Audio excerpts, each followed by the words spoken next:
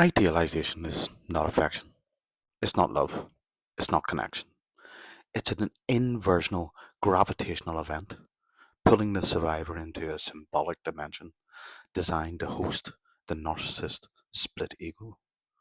At its core, idealization is a psychic acquisition. The narcissist does not fall for you, they fall into you. You become the womb of their projected ideal, a symbolic space which their unmet maternal needs, their abandoned shame, and their fractured internal objects are all poured. But what appears at first as admiration, interest, or desire is in fact a deeply embedded introjective transaction. They are acquiring a new container, you, to house and regulate the unbearable fragmentation of their false self. You are not being loved, you are being occupied. The libidinal engine that powers this phase is unmatched in human relationship. Survivors describe it as magnetic, unstoppable, like being possessed. But it's not connection, it is libidinal substitution, a merger of unmet desire and projected wholeness, disguised as intimacy. The merger is not just symbolic, it's visceral.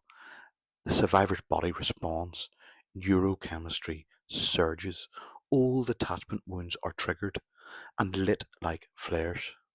And beneath all of this, a feeling quietly emerges. Something is off.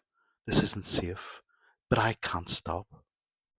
This is where the unconscious begins to speak, and it doesn't speak in words. It says, if I stop being perfect, they'll leave. I must be wrong for feeling uncomfortable. Their moods are my fault. This is not guilt. It is introjected shame. The survivor becomes the container for the narcissist's split off badness. In unmet terms, they are installed into the maternal split. The good object to be idealized, seduced, and fed from the bad object to be punished, blamed, and used to discharge shame. This split is felt, not understood. The survivor begins to experience a quiet internal collapse, a splitting of the ego into I must be bad and they must be right. But this happens without awareness. It is somatic. The body contracts, the breath shortens, instincts are bypassed. The survivor becomes hyper attuned, excessively agreeable, and self effacing. They are now libidinally possessed. To survive the psychological dissonance of idealization, the survivor's internal defenses enter a hyper-functional state. Denial overrides instinct. Splitting recognizes perception in the all good, them, and all bad, me. Suppression keeps doubts at bay. Repression locks the trauma out of reach. Together, these form a full anticathexis, the ego's attempt to prevent unacceptable thoughts or feelings from reaching awareness. But in this case, the anticathexis is not yours. It is hijacked by the fantasy. You're regulating their internal split, not your own. This is not psychic defense, it is psychic servitude. Sexuality during idealization is not about mutual pleasure. It's about anchor and acquisition. Sex becomes the entry point to full fantasy immersion, a physical ritual that seals the shared illusion, a feedback loop of performance and possession.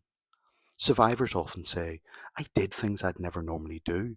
It felt like I was being watched, even during sex. Something felt off, but I went along with it. This is because the narcissist is not making love to you. They are making love to the version of themselves they've installed inside you. You've become a masturbatory tool, a living mirror, a self reflecting object. This is autoeroticism disguised as passion, a closed loop of self experience masquerading as relational sex. The survivor's own desire disappears. They become selfless, physically, symbolically, psychically. Once idealized, the survivor is not just trapped, they are rotating inside a libidinal gravitational field. They begin to oscillate involuntarily, unconsciously, between positions, hope and dread, closeness and distance, euphoria and collapse. This is reflexive, mirrored psychic inversion. In motion, the internal world is now driven by the libidinal pull of the fantasy, the mirrored gaze of the narcissist, the inverse apathy that slowly replaces warmth with cold. This is the libidinal death drive. The survivor will do anything to preserve the fantasy, even if it kills them emotionally. What you're really seeing when you look into their eyes during idealization, you think, they're seeing me, they get me, they've chosen me. But what they see is not you. It is themselves, perfected, purified, adored. What they feel is not intimacy, it is self confirmation. And what you feel is not love, it is the libidinal charge of object acquisition dressed as transcendence. Idealization is a womb and a trap. It gives life to the shared fantasy, but it kills the self of the survivor. You were not chosen, you were constructed to house the parts of them that cannot exist alone. Every unconscious tear, every contortion of self, every moment you said yes when your body said no, was a sacrifice to the fantasy. This is why the grief is unspeakable, because it is not just about love lost, it's about the self that never got to live. Peace out. Loads of love.